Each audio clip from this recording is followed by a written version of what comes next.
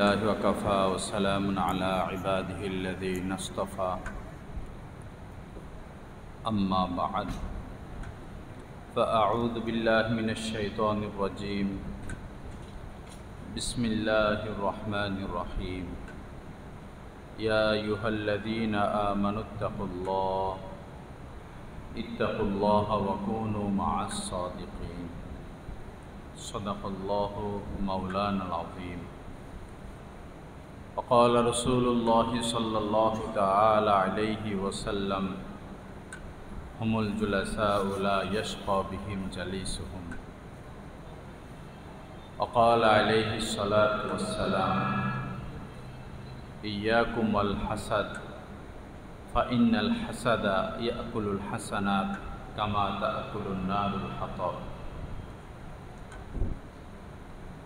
وقال عليه الصلاة والسلام لا تباغضوا ولا تحاسدوا ولا تدابروا ولا تقاطعوا وكونوا عباد الله إخوانا وقال عليه الصلاة والسلام كل مصور في النار أو كما قال عليه الصلاة والسلام اللهم صل على سيدنا ومولانا محمد وعلى آل سيدنا ومولانا محمد وبارك وسلم أستغفر الله الذي لا إله إلا هو الحي القيوم وأتوب إليه আল্লাহ পাক জাল্লা জালালুহু আমাদের সবাইকে মাফ করে দেন। আজকের এই মজলিসকে আল্লাহ পাক কবুল করেন। আল্লাহ পাক আমাদের সবাইকে হেদায়েতে কামেলা নসিব করে দেন। লা ইলাহা ইল্লাল্লাহ। আকাবিরে দ্বীন ফাউন্ডেশনের উদ্যোগে ইসলাহি মাহফিল।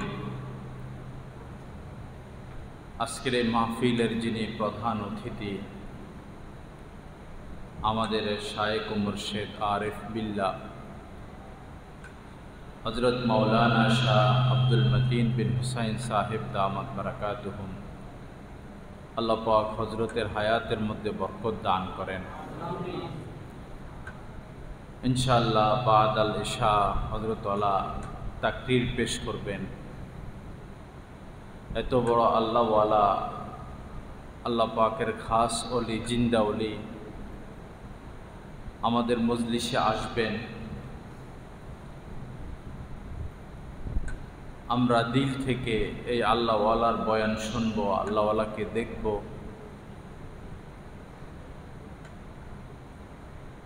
এই সিলেটের জমিন পূর্ব থেকে আল্লাহওয়ালাদের কদমে ধন্য।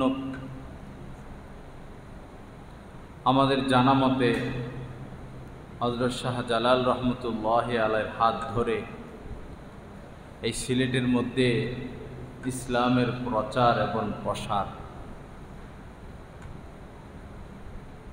এবং হযরত হুসাইন আহমদ মাদানী রহমতুল্লাহ আলাই দীর্ঘদিন এই সিলেটে ছিলেন। অনেক অনেক বেশি দ্বীনের খেদমত তিনি করেছেন। আজ পর্যন্ত ওনার অনেক খোলাফাগণ এই সিলেটে কাজ করে যাচ্ছেন, এবং অনেক বড় বড় বড় বড় আল্লাহর ওলি হযরতের খোলাফাদের মধ্যে ছিলেন, এখনো আছেন, কাজ করতেছেন। সকলেরই একই কথা, সকল আল্লাহওয়ালার একই কথা যে আমরা যেন আল্লাহকে পেয়ে যাই। আল্লাহকে পাওয়া, আল্লাহর হওয়া, আল্লাহকে চিনা, আল্লাহকে জানা, আল্লাহকে ভালোবাসতে পারা, আল্লাহ পাকের নৈকট্য হাসিল করা, এই হচ্ছে আমাদের জীবন। আমাদের এই দেশে একজন বড় বুজুর্গ ছিলেন হযরত মাওলানা শামসুল হক ফরিদপুরি রহমতুল্লাহ আলাই। তিনি বলতেন, তুমি সব কিছু পেয়েছ, আল্লাহকে পাও নাই, তো তুমি কিছুই পাও নাই।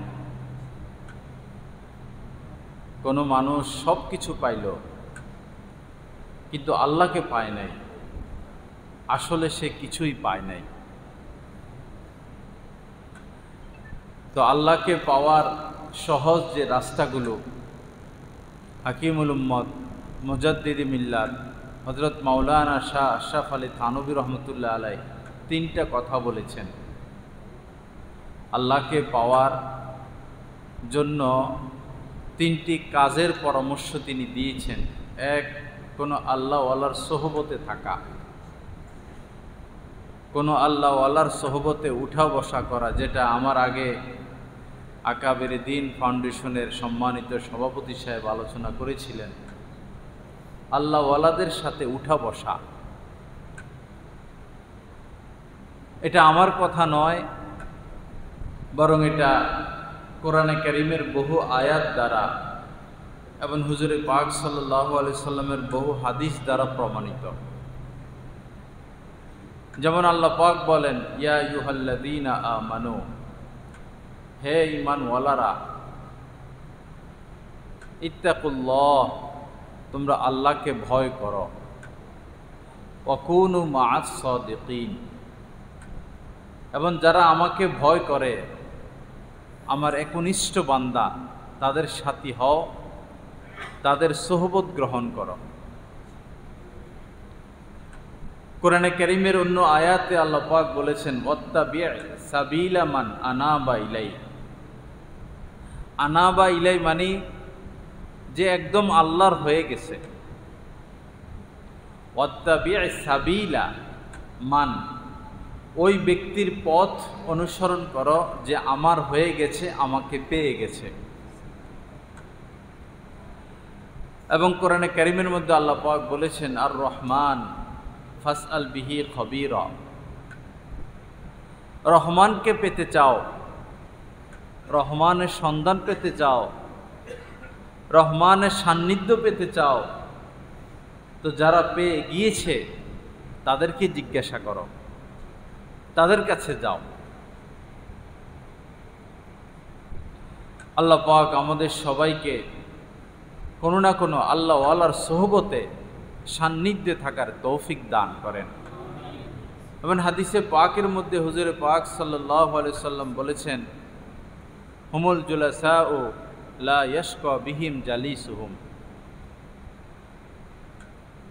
নবীজি বলেন যে আল্লাহওয়ালাদের এই মজলিস, আল্লাহওয়ালাদের সোহবতে যারা উঠা বসা করে, আসা যাওয়া করে,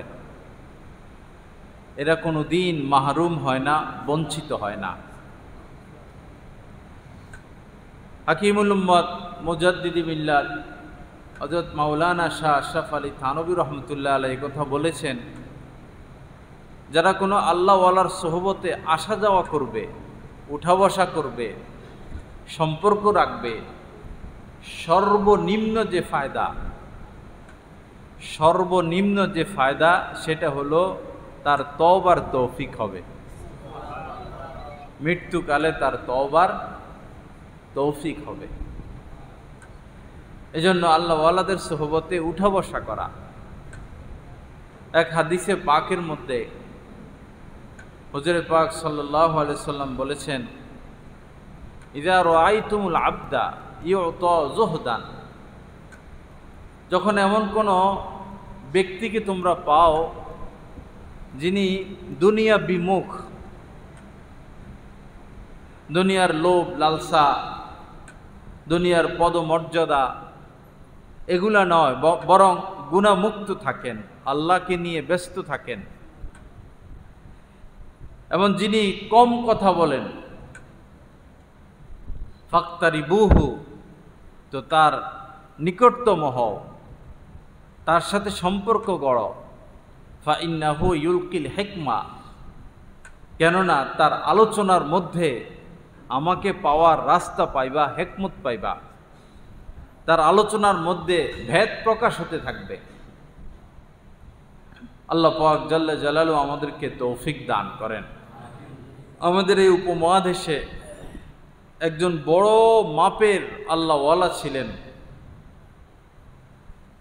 হযরত ফজলুর রহমান গাং মুরাদাবাদী রহমতুল্লাহি আলাইহি, যিনি ওই জামানার শাইখুল হাদিস ছিলেন। হযরত থানভী রহমতুল্লাহি আলাইহিও তার সোহবতে গিয়েছেন। কত বড় মানুষ তিনি! তার প্রসিদ্ধ একটা কৌল কথা, তিনি বলেছেন, আমি যদি নিশ্চিত জানি যে আজকের রাত শবে কদরের রাত, এত বড় মানুষ, আগের জামানায় পুরা একটা শহর খুঁজলে একজন শাইখুল হাদিস পাওয়া যাইত না,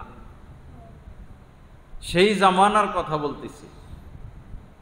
উনি বলেছেন, আমি যদি নিশ্চিত হই যে আজকের রাত শবে কদরের রাত, শবে কদর কি? খয়রুম মিন আলফে শাহর, হাজার রাত্রের চেয়েও শ্রেষ্ঠতম রাত। তিনি বলেন, যদি আমি নিশ্চিত হই আজকের রাত শবে কদরের রাত, তো সারা রাত আল্লাহর কাছে এক দোয়াই করব, আল্লাহ আমাকে তোমার কোনো ওলির সোহবত মিলাইয়া দাও। দেখুন সোহবত কি জিনিস, এক মিনিটের সোহবতের কি দাম। হযরতে ওয়াইস কারনী রাহমাতুল্লাহ আলাই অনেক বড় মাপের বুজুর্গ ছিলেন, নবীজির জামানার লোক ছিলেন, নবীজির সাথে উনার চিঠিপত্রের যোগাযোগ ছিল, কিন্তু নবীজিকে তিনি দেখেন নাই। এক মিনিট, আধা মিনিটের জন্য তিনি নবীজির সোহবত পান নাই, যার কারণে তিনি সাহাবার মর্যাদা পান নাই, সাহাবী হতে পারেন নাই। যিনি নবীজিকে ঈমানের সাথে এক নজর দেখেছেন, আধা মিনিটও নবীজির সোহবত পেয়েছেন, এরপরে দুনিয়া থেকে বিদায় নিয়েছেন, তিনিও সাহাবী। তার ব্যাপারে এই কথা রাদিয়াল্লাহু আনহুম ওয়া রাদু আন, আমিনু কামা আমানান নাস। তো হযরত ওয়াইস করণী সরাসরি দেখেন নাই নবীজিকে, আধা মিনিটের সোহবত পান নাই, যার কারণে সাহাবার মর্যাদা পান নাই।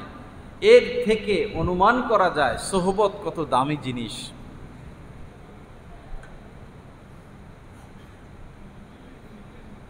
হযরতে আব্দুল্লাহ ইবনে মুবারক রহমতুল্লাহ আলাই, যিনি ইমাম বুখারী রহমতুল্লাহ আলাইহির উস্তাদ, ওনার ব্যাপারে আমি দুইটা কথা বলবো। এক হলো, এক ইহুদি তার একটা বাড়ি বিক্রি করবে, তো সে 2000 দিরহাম বাড়ির দাম চাইল। যিনি ক্রেতা তিনি বললেন যে এই বাড়ির দাম তো 1000 দিরহাম। ইহুদি বলল, আপনার কথা সত্য, এই বাড়ির দাম 1000 দিরহামই, কিন্তু যেহেতু আমার বাড়িটা মুসলমানদের বড় আলেম আব্দুল্লাহ ইবনে মুবারক রহমতুল্লাহ আলাইহির বাড়ির পাশে, এই জন্য এই বাড়ির দাম ডবল হয়ে গেছে, এই বাড়ির দাম 2000 দিরহাম। সুবহানাল্লাহ। হযরত আব্দুল্লাহ ইবনে মুবারক রহমতুল্লাহ আলাইকে কেউ প্রশ্ন করেছিল, ওমর ইবনে আব্দুল আজিজ বড় না হযরতে আমিরে মুয়াবিয়া রাদিয়াল্লাহু তাআলা আনহু বড়? মূলত এই প্রশ্নই সহি না, কারণ আমাদের আকীদা সারা পৃথিবীর সমস্ত গাউস, কুতুব, ওলি, আল্লাহ, আলেম, মুফতি, সকল মুমিন মুসলমানরা সবাই মিলেও একজন সাহাবার পায়ের ধুলার সমানও না। তো যে প্রশ্ন করার করছে, তো হযরতে আব্দুল্লাহ ইবনে মুবারক রহমতুল্লাহ আলাইহি বলেছেন, কি প্রশ্ন করতেছো তোমরা? কোথা? হযরতে ওমর ইবনে আব্দুল আজিজের মর্যাদা অবশ্যই অনেক বড়, এই উম্মতের মধ্যে তিনি অবশ্যই অনেক উপরে, তাকে তো ছোট করে দেখার এটা তো চিন্তাও করা যাবে না। কিন্তু তিনি তো সাহাবী না, তিনি তো নবীজির সোহবত পান নাই। এই দৃষ্টিকোণ থেকে হযরতে আব্দুল্লাহ ইবনে মুবারক রহমতুল্লাহ আলাইহি বলেছেন, শুনো, হযরতে আমিরে মুয়াবিয়া যে নবীজির সাথে যুদ্ধে যাইতেন, জিহাদে যাইতেন, ঘোড়া চালাইতেন, উনার ঘোড়ার নাক দিয়া যে ধুলাবালি ডুবতো, ওমর ইবনে আব্দুল আজিজ সেই ধুলাবালিরও সমতুল্য না। কেন? কারণ হযরত আমিরে মুয়াবিয়া সাহাবী ছিলেন। সোহবত ছাড়া কিছু হবে না বাবা। হযরত থানভী রহমতুল্লাহ আলাইহি বলেছেন, আল ইলমু ওয়াল উলামা কিতাবের মধ্যে বিস্তারিত এই বিষয় আলোচনা এসেছে। হযরত বলেছেন যে যারা শুধু পড়ে আর পড়ায়, শুধু পড়ে আর পড়ায়, এটা হযরতের কথা, আমার কথা নয়। আল ইলমু ওয়াল উলামা কিতাব খুললেই পাওয়া যাবে সেখানে। হযরত বলেছেন যারা শুধু পড়ে আর পড়ায় তাদের এই ইলম শয়তানি ইলম, বালআম ইবনে বাউরার ইলম।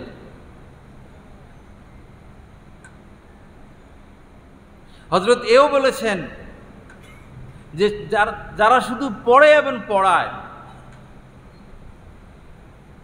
তাদের উপমা হলো ওই ব্যক্তির ন্যায় যে অজু পড়ে এবং পড়ায় কিন্তু কোনো আল্লাহওয়ালার সোহবতে যায় না। আগের কথার মধ্যেও এই কথা অ্যাড করতে হবে, যারা শুধু পড়ে এবং পড়ায় কিন্তু কোনো আল্লাহওয়ালার সোহবতে যায় না, তাদের এই ইলম শয়তান এবং বালআম ইবনে বাউরার ইলম। এবং এই কথা হযরত বলেছেন যারা শুধু পড়ে আর পড়ায় তাদের উপমা হলো ওই ব্যক্তির ন্যায় যে নামাজের উদ্দেশ্যে ওযু করলো কিন্তু নামাজ পড়লো না। উদ্দেশ্য নামাজ, কিন্তু নামাজ তো হবে না ওযু ছাড়া।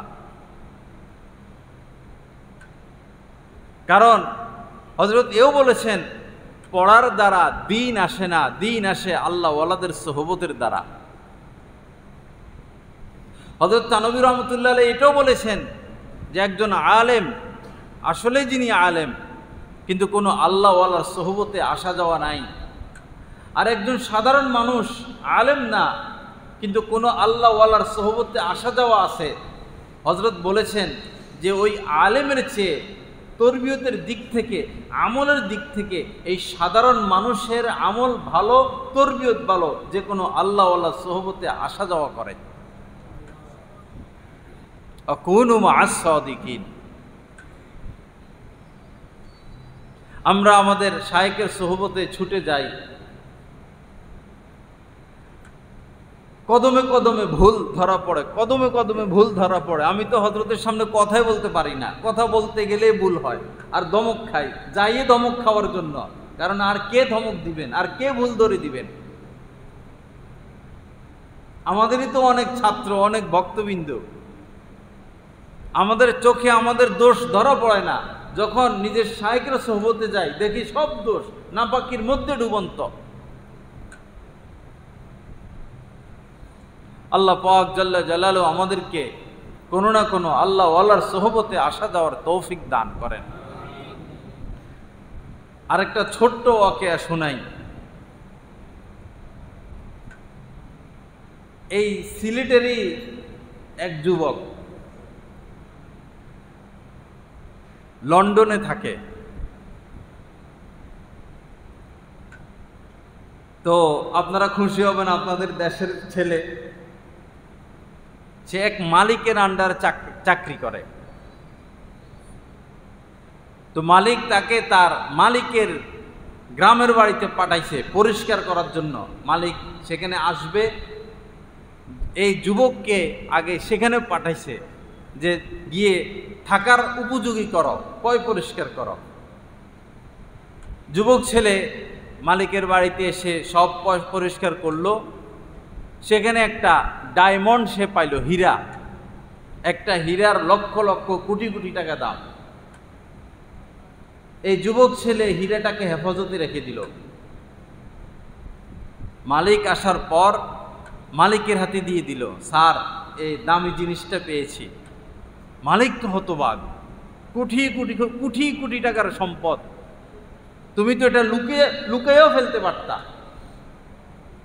যাই হোক, এই যুবকের উপরে মালিক খুশি হলো, সন্তুষ্ট হলো, আরো আস্থাভাজন হলো। পরবর্তীতে সে আরো ভালো চাকরি পায়, অন্য জায়গায় চলে যায়। একদিন এই মালিক দেখলো যে পুলিশ এই যুবকের কলার ধরে হাতে হ্যান্ডকাপ বেঁধে টেনে হেঁচড়ে জেলখানার দিকে নিয়ে যাচ্ছে।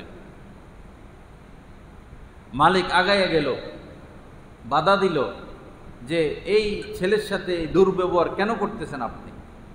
তাকে তো আমি চিনি জানি, সে তো ভালো ছেলে। পুলিশ বলল যে সে হাইজ্যাক করছে, এক মহিলার এই গলার হার টান দিয়া সে ছুটছে, আমরা তাকে গিয়ে ধরছি। মালিক বলল এটা আমি বিশ্বাস করি না। এই যুবক মহিলার অলংকার নিয়ে অলংকার হাইজ্যাক করবে, এটা আমি বিশ্বাস করি না। পুলিশ বলল ওকে জিজ্ঞেস করেন। মালিক যখন তাকে জিজ্ঞাসা করলো, যুবক বলল হ্যাঁ আমি হাইজ্যাক করছি, আমি অপরাধী। কিভাবে সম্ভব? যুবক বলল আমি যে ছেলেদের আপনার এখান থেকে যাওয়ার পর যেই মেসে আমি থাকতাম, যে ছেলেদের সাথে থাকতাম, ওরা এই কাজ করে, চুরি করে, হাইজ্যাক করে। সারাদিন কাজ করলে কয় টাকা পাওয়া যায়, আর একটা হাইজ্যাক করতে পারলে, একটা চুরি করতে পারলে 1 মাসের বেতন।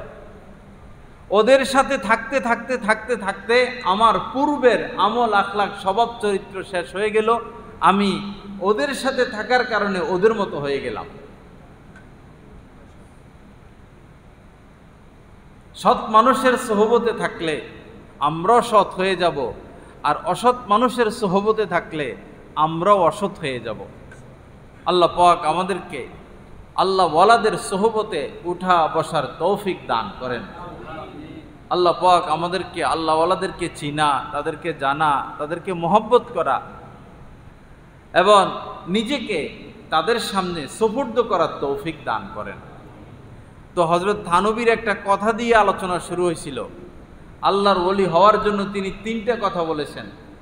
প্রথম হলো কোনো আল্লাহ ওয়ালার সোহবত, যেটা সভাপতি সাহেবের কথার বরকতে এই কথাগুলো এতক্ষণ। দ্বিতীয় যেটা, সেটা হলো গুনাহ থেকে বেঁচে থাকা, গুনাহ থেকে বেঁচে থাকা। আল্লাহ আর বান্দার মধ্যে যে একটা পর্দা, ওই পর্দাই হচ্ছে গুনাহ। যে যত বেশি গুনাহ থেকে বেঁচে থাকবে তার তারাক্কি উন্নতি তত বেশি হবে, দুনিয়ার সুখ তার তত বেশি হবে, আখিরাতের সম্মান তার তত বেশি হবে। গুনাহই আমাদেরকে শেষ করে। আল্লাহ পাক কোরআনে কারীমের মধ্যে বলেছেন ওয়াজারু যাহিরাল ইসমি ওয়া বাতিনা, তোমরা বাহ্যিক অভ্যন্তরীণ গোপন প্রকাশ্য সমস্ত গুনাহ ছেড়ে দাও। আমাদের দাদা শাহেখ শাহ হাকিম মোহাম্মদ আখতার সাহেব রহমতুল্লাহ আলাইহি বলেছেন যে আমি কোনো গুনাহগারকে, কোনো পাপীকে কোনোদিন শান্তিতে থাকতে দেখি নাই। যিনি সুদ খায়, যিনি ঘুষ খায়, যিনি দুর্নীতি করে, একটা আতঙ্কের মধ্যে থাকে। যিনি শরাব পান করে, এক পাগলামির জিন্দেগি, অশান্তির জিন্দেগি। না ঘরে তার সম্মান, না বন্ধু বান্ধবদের মাঝে তার সম্মান, না সমাজের মধ্যে তার সম্মান। যিনি গুনাহ করে, তার চেহারার মধ্যে গুনার একটা আসর প্রভাব থাকে, তার আচার আচরণের মধ্যে গুনার প্রভাব থাকে।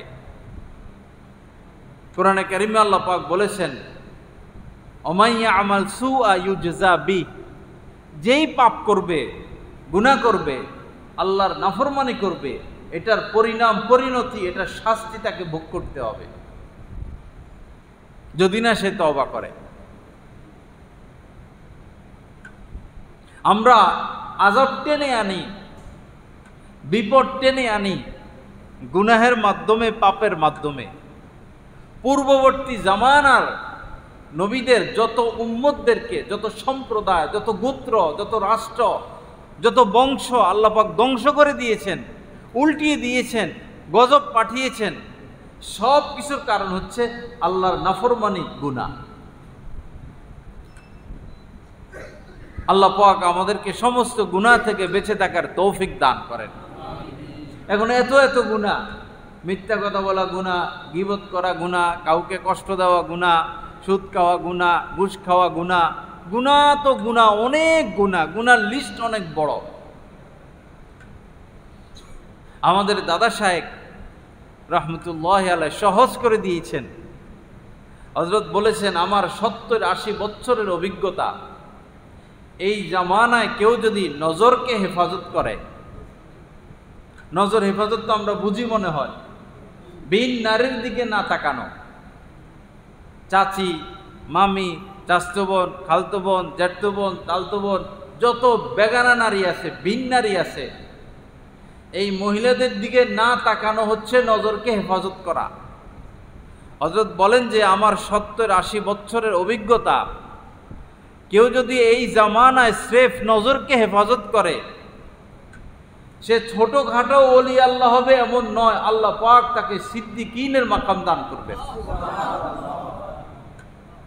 আপনি সিদ্দিকিনের মর্যাদা পেয়ে যাবেন স্রেফ যদি নজরকে হেফাজত করে থাকেন। আমাদের হযরত আল্লাহর বয়ানে, প্রত্যেক বয়ানেই এই নজর হেফাজতের কথা পাবেনই পাবেন। নজরকে হেফাজত করি, দিলকে হেফাজত করি, নজরকে হেফাজত করি, দিলকে হেফাজত করি। কোরআনে কারীমের মধ্যে আল্লাহ পাক বলেছেন, ইয়ালামু খাইনাতাল আয়ুনি ওয়া মা তুখফিস সুদূর। এই আয়াত দ্বারা বোঝা যায় চোখের এই আলো আমরা যে দেখতে পারি, দেখি, এই আলো আল্লাহ পাকের পক্ষ থেকে আমানত। খাইনাতাল আয়ুনি, তোমাদের চোখের খেয়ানত সম্পর্কে আল্লাহ জানেন। তার মানে চোখের আলো আমানত। মায়ের দিকে মহব্বতের দৃষ্টিতে যদি কেউ তাকায়, আল্লাহ পাক তাকে কবুল হজের সওয়াব দান করেন। সাহাবী প্রশ্ন করলো, যদি 70 বার কেউ তাকায়, 70 বলতে আর আরবে মানে অনেক বেশি বোঝানো হইতো আর কি। সাহাবী বললেন, কেউ যদি 70 বার তাকায়, নবীজি বললেন যে তাহলে এই 70 বার হজ করে সওয়াব তাকে দান করা হবে।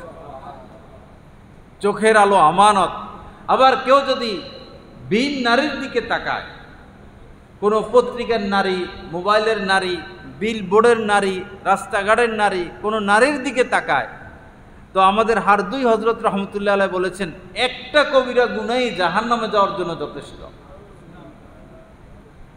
আল্লাহ আমাদেরকে হেফাজত করেন।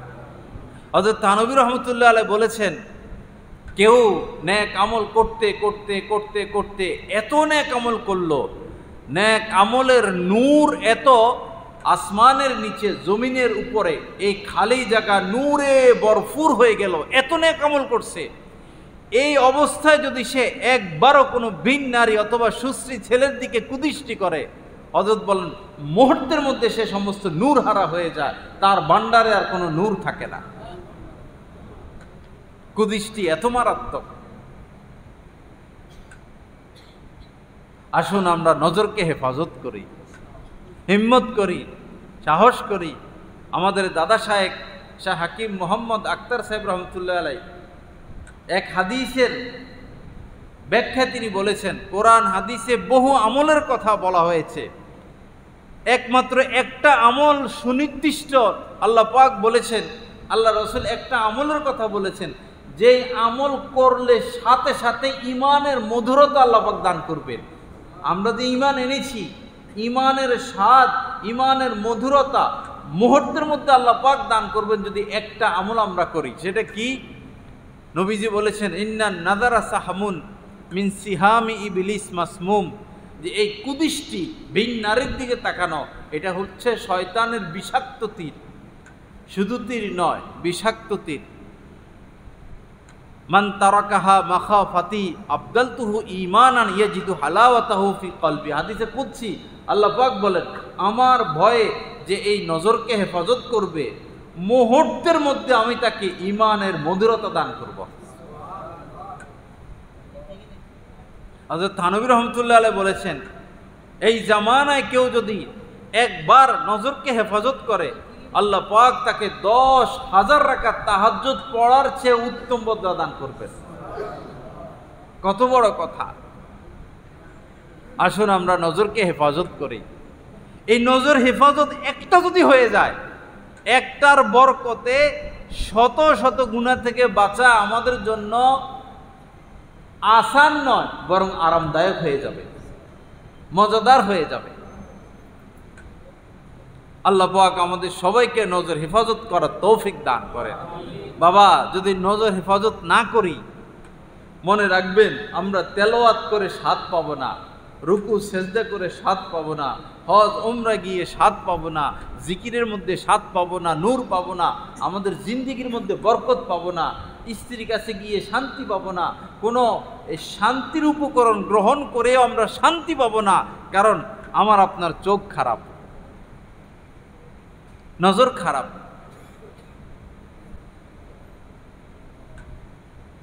আজকের এই ইসলামী মজলিস থেকে এই শিক্ষা, এই অনুভূতি, এই হিম্মত যদি আমরা নেই যে না, আজ থেকে নজর খারাপ করব না, নজর হেফাজত করব, দেখবেন বাবা ইবাদতে কি মজা, সেজদায় কি মজা, নামাজে কি মজা, তেলাওয়াতে কি মজা, জিকিরে কি মজা, আল্লাহ ওয়ালাদের বয়ানে কি মজা, আল্লাহ ওয়ালাদের সোহবতে কি মজা, কাবায় যাওয়ার কি মজা। নজরকে হেফাজত করে।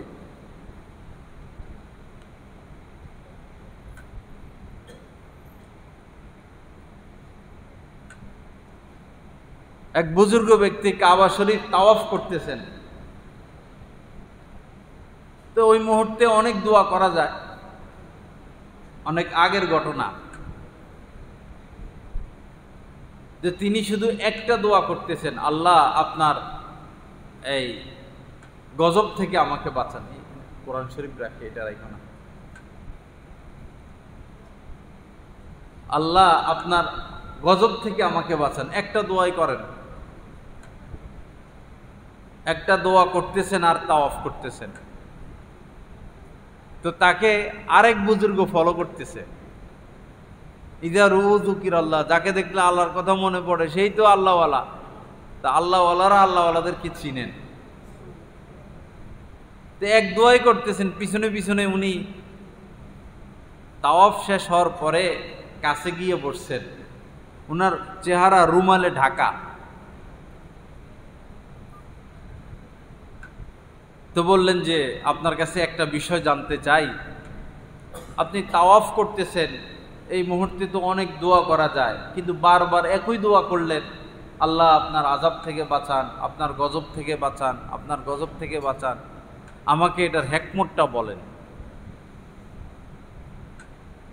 তিনি বলতে চান না, পরে এক পর্যায়ে চেহারা থেকে রুমাল সরাইয়া দিলেন। দেখলেন যে চেহারার এক পাশ অ্যাসিড দিয়ে জ্বালাইয়া দিলে বা আগুন দিয়ে জ্বালাইয়া দিলে যেভাবে জ্বলে যায়, এরকম জ্বলা এক সাইড। ভয় পেয়ে গেছেন দেখে, কি ব্যাপার? বললেন যে আমি রাস্তা দিয়ে যাচ্ছি, হঠাৎ একটা সুন্দরী মহিলা আসতেছে, আল্লাহর সাথে আমার ভালো সম্পর্ক ছিল, মুহাব্বতের সম্পর্ক ছিল, তো নফসের চাহিদায় আমি তার দিকে কুদৃষ্টি করি, সাথে সাথে গায়েব থেকে একটা হাত এসে এত জোরে আমাকে থাপ্পড় মারে, আমার চেহারার এই পাশ জ্বলে যায়। ওই দিন থেকে আমি ভয়ে আছি, না জানি আরেকটা থাপ্পড় কোন দিক থেকে আসে আর চেহারার এই পাশটাও জ্বলে যায়। বাবা, আল্লাহকে ভয় করি। অহুয়া মাআকুম আইনামা কুনতুম, আল্লাহ পাক জাল্লা জালালহু বলেন, তোমরা যেখানেই থাকো না কেন তিনি তোমার সাথে আছেন। আল্লাহ তোমাদের সাথে আছেন। আনা আসমা ওয়া আরা, আল্লাহ পাক বলেন, জানে আমি সব শুনি, সব দেখি। বাসীরুন খবীরুন আলীমুন, কোরআনে কারিমে কতবার যে কথা আসছে, বাসীরুন সর্বদ্রষ্টা। আল্লাহকে ভয় করি। আল্লাহর ভয় অর্জন হবে আল্লাহ ওয়ালাদের সোহবতে উঠা বসার দ্বারা। আমাদের শায়েখ ও মুর্শেদ, অনেক সময় আমরা এমন দেখি আল্লাহর ভয়ে তিনি বয়ান করতে পারেন না কান্নার কারণে। ছাত্র জীবনে হজরতের পিছনে জুমা পড়তাম, এমন জুমায় আমি উপস্থিত ছিলাম, জুমা হোক বা পুরো মনে নাই, কোনো ওয়াক্তিয়া নামাজে কেরাত পড়তেছেন, কান্নার কারণে কেরাত মুখে আসে না। আল্লাহর ভয়। ইয়া আইয়ুহাল্লাযীনা আমানুত্তাকুল্লাহ হাক্কা তুকাতিহ, হে ঈমানদাররা, হে মুমিনরা, তোমরা আল্লাহকে ভয় করার মতো ভয় করো। ওয়ালা তামুতুন্না ইল্লা ওয়া আনতুম মুসলিমুন, মুসলমান না হয়ে কেউ মৃত্যুবরণ করো না। আল্লাহকে ভয় করে। হযরত ইমাম আবু হানিফা রাহমাতুল্লাহ আলাইহির ব্যাপারে প্রসিদ্ধ একটি ওয়াকিয়া, তিনি খাসির গোশত, ছাগলের গোশত পছন্দ করতেন। তো ওই সময় তো শহরও ছোট, মানুষও ছোট, তো সৎকার একটা বা একাধিক এই ছাগল বা খাসি, যেখানে খাসি বেচা কিনা হয়, লালন পালন হয়, এটার মাঝে মিশে গেছে সৎকার একটা খাসি। সৎকা তো এটা যারা সৎকা খাওয়ার উপযুক্ত তারা খাবেন। এখন সৎকার খাসিটা যখন মিশে যায়, কোনটা সৎকার খাসি এটা অনুমান করা যাচ্ছে না, একই রকমের ছাগল। এই খবর ইমাম আবু হানিফা রহমতুল্লাহ আলাইহির কানে গেল। এদিকে উনার খাসির গোশত পছন্দ। পরে তিনি খবর নিছেন যে এই ছাগলগুলো কতদিন জীবিত থাকার সম্ভাবনা। লোকজন বলল 2-4 বছর বা 5-6 বছর বা সর্বোচ্চ 7 বছরের মধ্যে তো এগুলো বেচা কিনা হয়েই যাবে বা মারা যাবে।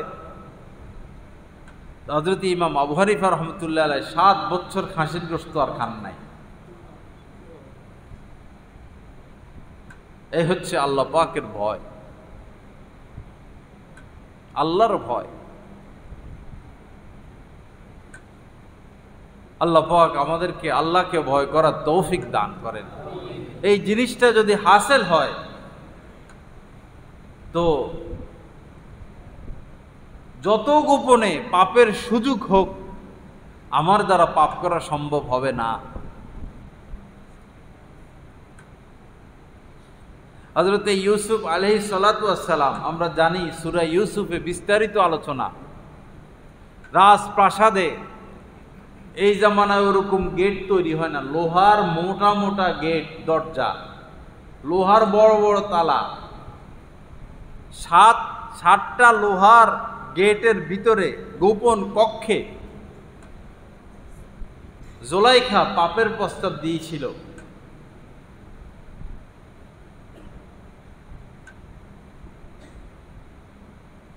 আল্লাহর ভয় তার অন্তরে ছিল বিদায়ে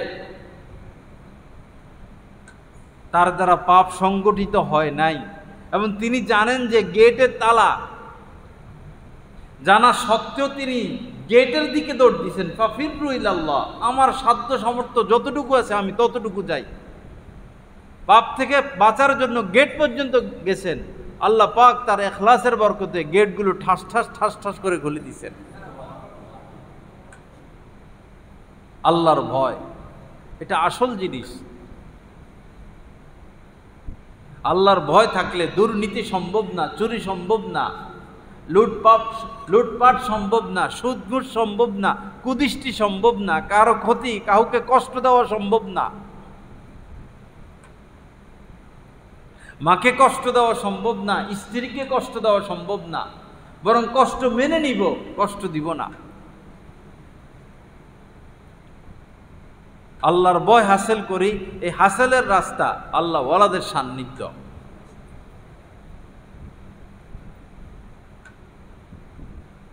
আল্লাহ পাক আমাদের সবাইকে তৌফিক দান করেন। তো সেই আল্লাহর ভয় অর্জন হইলে নজর হেফাজত সম্ভব। আর নজর হেফাজত শিখা গেলে যে কোনো পাপ থেকে বাঁচা সহজ নয়, বরং আরামদায়ক হয়ে যাবে, মজাদার হয়ে যাবে।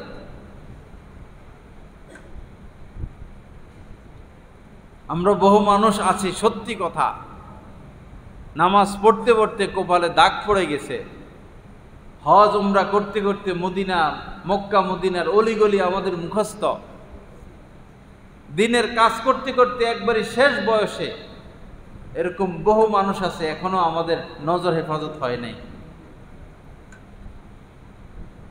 এখনো নজর হেফাজত হয় নাই। তো আর কবে নজর হেফাজত হবে? কুল্লিল মুমিনিনা ইয়াগুদ্দু মিন আবসারিহিম ওয়া ইয়াহফাযু ফুরুজাহুম।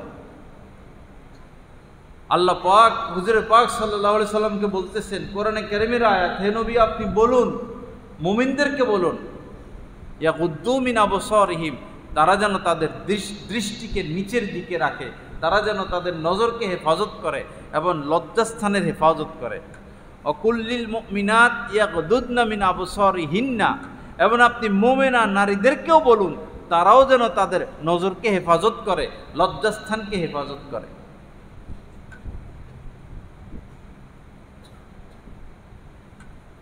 তো হযরত থানবী রহমতুল্লাহ আলাইহি আল্লাহকে পাওয়ার তিনটা কথা বলেছেন। একটা হলো কোনো আল্লাহ ওয়ালার সোহবতে উঠা বসা, সেটা নিয়ে বিস্তারিত আলোচনা হলো। দ্বিতীয় বলেছেন সমস্ত গুনাহ থেকে বেঁচে থাকা, আগেরটার বরকতে দ্বিতীয়টা হয়ে যাবে।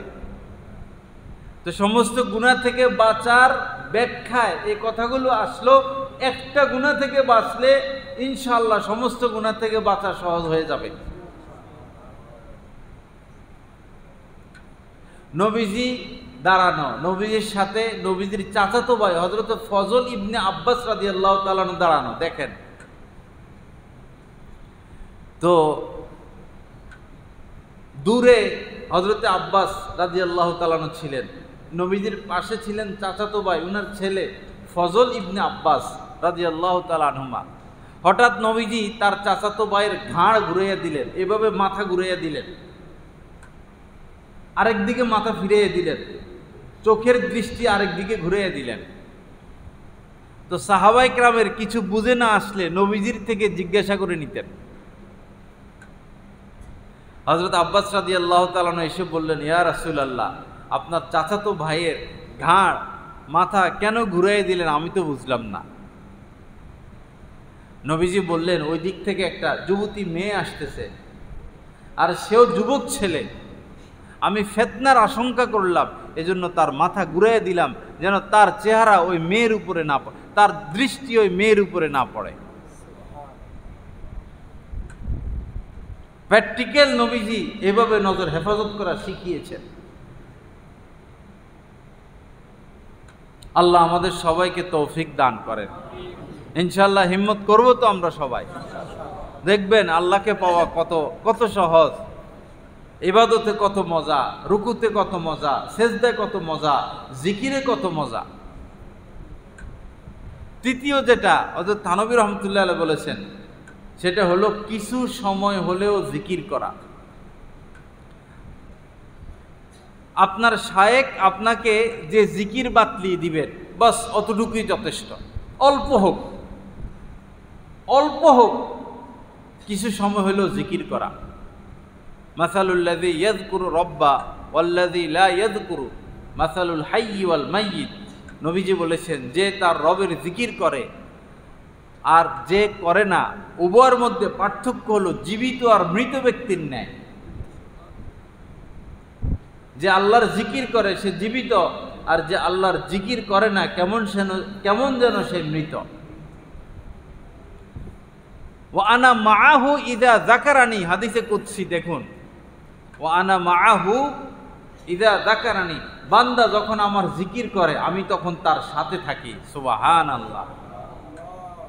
আমার শায়েখ দামাত বারাকাতুহুম যিনি আজকে বয়ান করবেন, হযরতের জবানে শুনেছি জিকিরের নগদ যে ফায়দা, আল্লাহু আকবার, জিকিরের নগদ যে ফায়দা সেটা হলো আপনি আল্লাহর সঙ্গ পেয়ে যাচ্ছেন। ওয়া আনা মাআহু ইযা যাকারানি, যখন সে আমার জিকির করে আমি তার সাথী হয়ে যাই। তো যখন আমি আল্লাহর জিকির করব তো আমি তো আল্লাহ আমার সাথে আছেন, তার মানে আমি আল্লাহর সঙ্গ পেয়ে গেলাম। ফাযকুরুনি আযকুরকুম ওয়াশকুরুলি ওয়ালা তাকফুর। ফাযকুরুনি, আমাকে স্মরণ করো, আমাকে ডাকো, আযকুরকুম, আমিও তোমাকে স্মরণ করব। ওয়া আনা মাআহু ইযা যাকারানি ফা ইন যাকারানি ফি নাফসিহি, হাদিসে কুদসির মধ্যে আল্লাহ পাক বলেন, সে যদি মনে মনে আমাকে ডাকে, ফি নাফসিহি, মনে মনে আল্লাহকে স্মরণ করলাম, যাকারতুহু ফি নাফসি, আমিও তাকে মনে মনে স্মরণ করব। ফাইন যাকারানি ফি নাফসিহি যাকারতুহু ফি নাফসি ওয়া ইন যাকারানি ফি মালাইন, যদি সে কোনো সভা সমাবেশে আমাকে স্মরণ করে, আমি এর থেকে উত্তম সভা সমাবেশ অর্থাৎ ফেরেশতাদের সমাবেশে তার আলোচনা করি। এজন্য বাবা, অল্প সময় হলেও জিকির করা, বরং সব সময় জিকিরের হালতে থাকা, কখনো জবানে কখনো অন্তরে অন্তরে। আমার শায়েখ দামাত বারাকাতুম বলেছেন, সব সময় তো জবানি জিকির সম্ভব না। আমরা মানুষ, খুলিকাল ইনসান ও দাঈফা, সৃষ্টিগতভাবে আমরা দুর্বল, সব সময় আল্লাহকে ডাকা সম্ভব না। কিন্তু আল্লাহকে তো সব সময় স্মরণে রাখতে হয়। আনতা আবুদাল্লাহ কাআন্নাকা তারা ফা ইন লাম তাকুন তারাহু ফা ইন্নাহু ইয়ারাক। মাকামে হেসান যেটা, এই যে আল্লাহ ওয়ালাদের সোহবতে আসা যাওয়া করতে করতে দ্বীনি লাইনে আমার আপনার তারাক্কি হইতে হইতে যে পর্যায়ে আমরা যে পুষবো, শেষ যে মাকাম, সেই মাকামের নাম হচ্ছে এহসানের মাকাম অর্জন করা, এহসানের স্তর। 1 2 3 4 5 6 7 8 9 10 আছে না, পিএইচডি, ডক্টরেট, এই দ্বীনি লাইনে যেটা, সেটা হলো মাকামে এহসান অর্জন করা। আর মাকামে এহসান মানে হলো ওই ব্যক্তি আর আল্লাহকে ভুলতে পারে না। আমাদের দাদা সাহেব বলেছেন, আমি তো মজবুর হয়ে গেছি, আমি তো ইচ্ছা করেও আল্লাহকে বলতে পারি না। সুবহানাল্লাহ, ইচ্ছা করেও আমি আল্লাহকে বলতে পারি না। তো হযরত বলেন যে সব সময় তো জবানে জিকির সম্ভব হয় না। এজন্য মাঝে মধ্যে লা ইলাহা ইল্লাল্লাহ, যারা হযরতের রুমে গিয়েছেন, গাড়িতে বসেছেন, সাথে থেকেছেন, আমরা সাথে থেকে দেখেছি, কখনো এভাবে বলেন লা ইলাহা ইল্লাল্লাহ, কখনো এভাবে বলেন আল্লাহ মাফ করে দেন, কখনো বলেন আস্তাগফিরুকা, এইভাবে বলেন মাঝে মধ্যে। তো হযরত বলেন যে জবানে মাঝে মধ্যে আল্লাহকে ডাকা, আর অন্তরে অন্তরে সব সময়, অন্তরে অন্তরে সব সময়। উযকুর রব্বাকা ইযা নাসিতা, কোরআনে কারীমের আয়াত। যখনই তুমি তোমার রবকে ভুলে যাও, উযকুর রব্বাক, তখনই তুমি তোমার রবকে স্মরণ করো। বোঝা গেল আল্লাহকে ভুলা যাবে না। ওয়ালা তাকুনু কাল্লাযীনা নাসুল্লাহ, অন্য আয়াতে আল্লাহ পাক বলেছেন, ওই ব্যক্তিদের মতো হইও না যারা আল্লাহকে ভুলে গেছে। এজন্য সব সময় দিলে দিলে আল্লাহকে স্মরণ করা। আকাশের দিকে নজর গেল, আল্লাহ এই আকাশ তুমি সৃষ্টি করেছ। আপনার সন্তানের দিকে নজর গেল, আল্লাহ কত এমপি মন্ত্রী কোটিপতি রাজা বাদশাহ আছে, সন্তান নাই, তোমার দয়া, তুমি আমাকে সন্তান দিছ।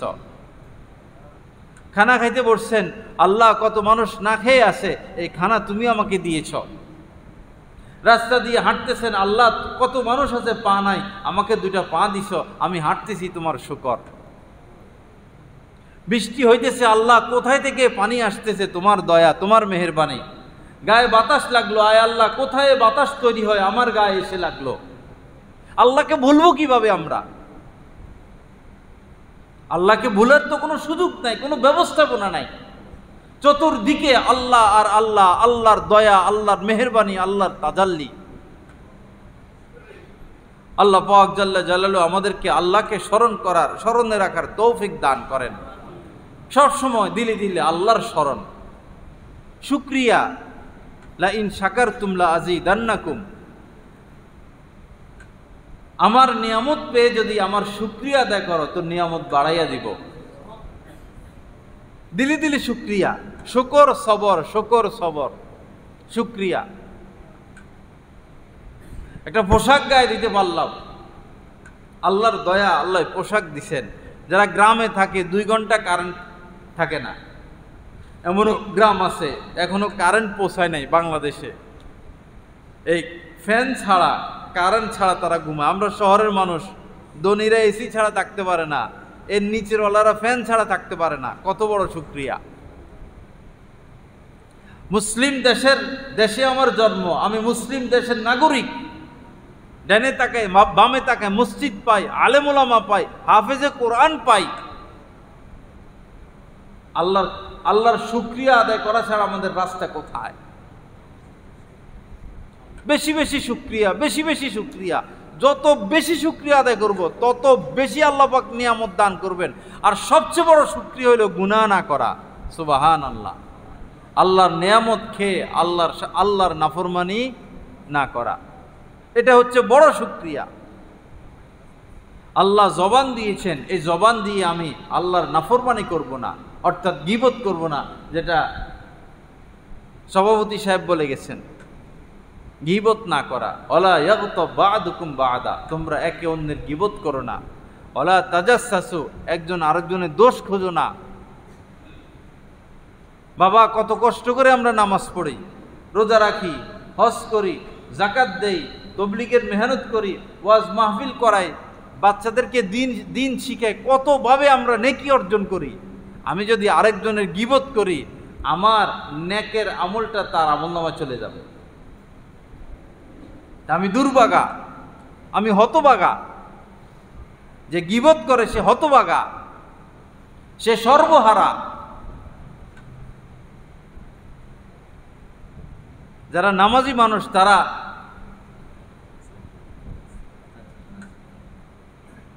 আযান হয়ে যায়।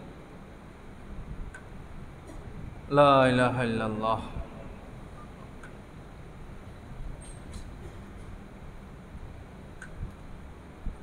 লম্বা আলোচনা, সর্বশেষ যে কথা, যে আল্লাহকে খুঁজে পেতেই হবে।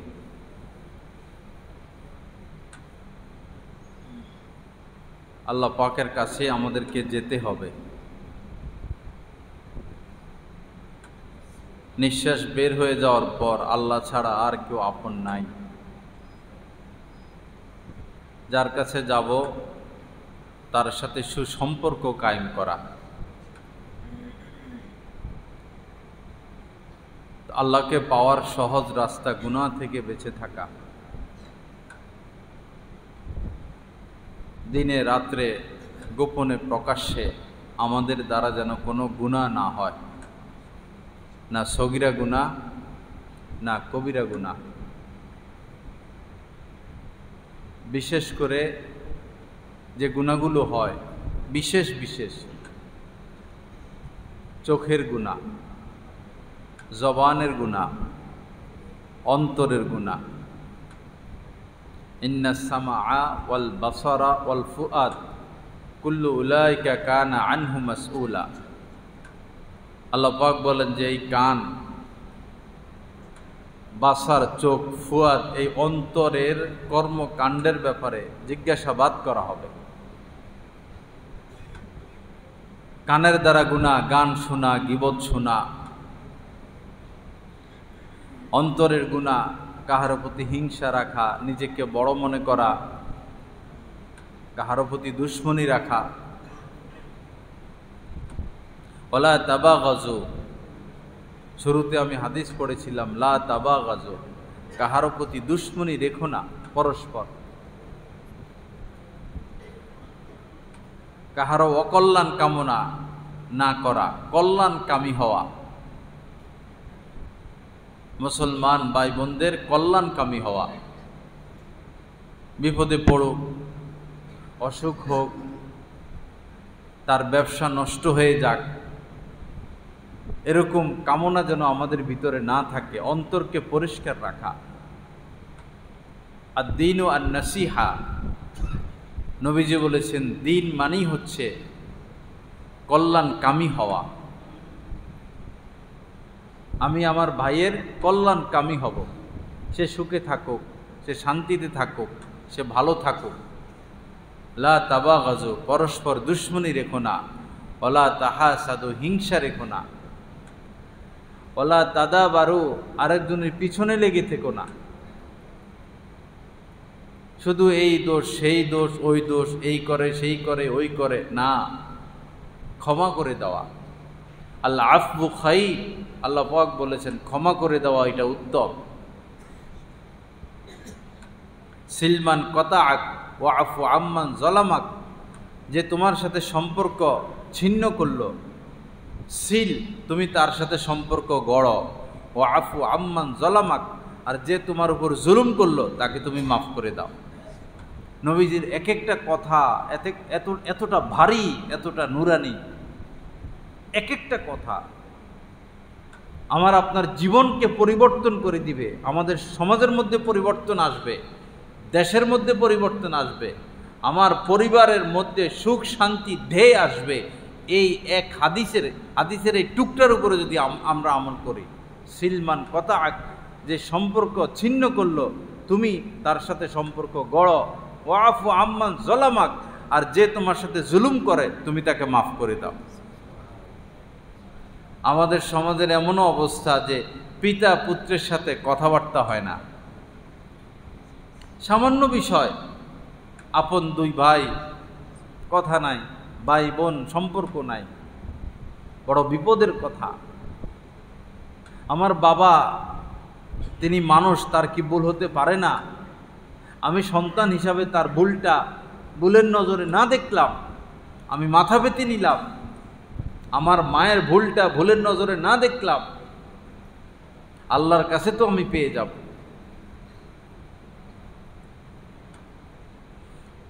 লা ইলাহা ইল্লাল্লাহ। তো ওয়ালা তাদাবারু, কাহারও পিছনে লেগে না থাকা। ওয়ালা তাকাতাউ, সম্পর্ক নষ্ট না করা। অযথা সম্পর্ক নষ্ট করে ফেলি আমরা। কুনু ইবাদাল্লাহি ইখওয়ানা, ভাই ভাই, আল্লাহর বান্দা ভাই ভাই হয়ে বেঁচে থাকো। নবীজির কথা, আল্লাহর বান্দা ভাই ভাই হয়ে বেঁচে থাকো। আরেকটা বিষয় হলো, কাউকে আমরা কষ্ট দিব না, কাউকে কষ্ট দিব না, বরং একটা পিঁপড়াকেও না। আমার মা যেন আমার দ্বারা কষ্ট না পায়,